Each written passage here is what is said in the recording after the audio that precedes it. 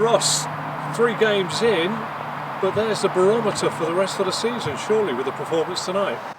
Yeah, I mean, it was a tough one to take. I thought the performance was really good.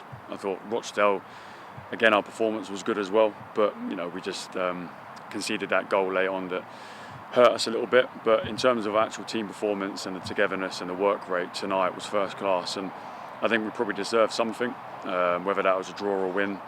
But it can feel painful for a couple of minutes, but we've got to look at the performance and reflect quickly, because I thought that was, to a man, a solid performance, considering I think we played one of the best teams in the league.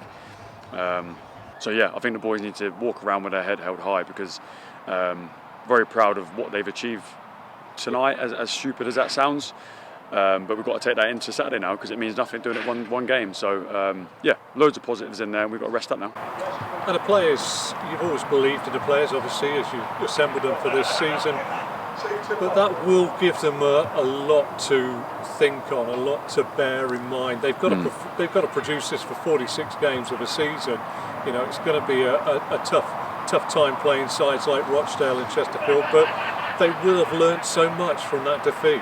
Yeah, I mean, I want them to feel how it feels for about 5 minutes and then forget about it. Because you put in that sort of effort and work rate, and it does hurt. It hurts me for about 5 minutes, and then we've got to reflect quickly and move on to the next game, because there's another good game around the corner. So I think the positives outweigh the negatives tonight, and I think if we keep chipping away at that and we keep the positives high and the negatives low in terms of numbers, then I think we'll be totally fine. So the boys experiencing the level now, the competition, how ruthless teams are. But I think out of the performance tonight and spells of Rochdale, I think we're fully capable. We're putting a big shift. It's natural, you have to at this level. But I don't want anyone to be going home doom and gloom, because credit to Chesterfield, they're saying that was a good game. They'll be up there. They'll be probably favourites, and we've just put a fine display on against a very strong, experienced, organised team. So we've got nothing but positive praise. We've got to look at the goals, of course.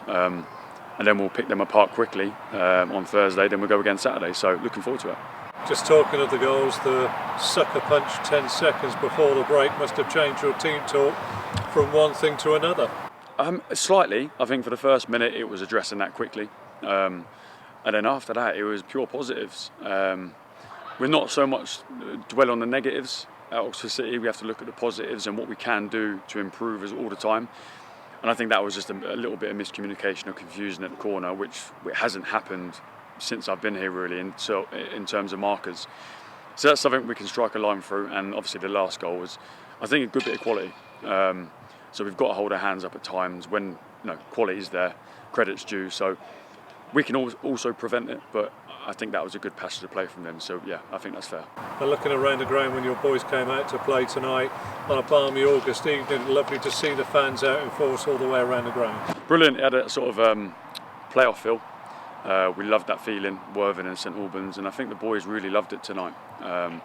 Energy, effort. They sort of drew the energy off the crowd and put it onto the football pitch. So I think that's the most we can ask for the players and the fans, to keep backing us, and hopefully they saw a performance tonight that they can walk away and be proud of as well, because I definitely am.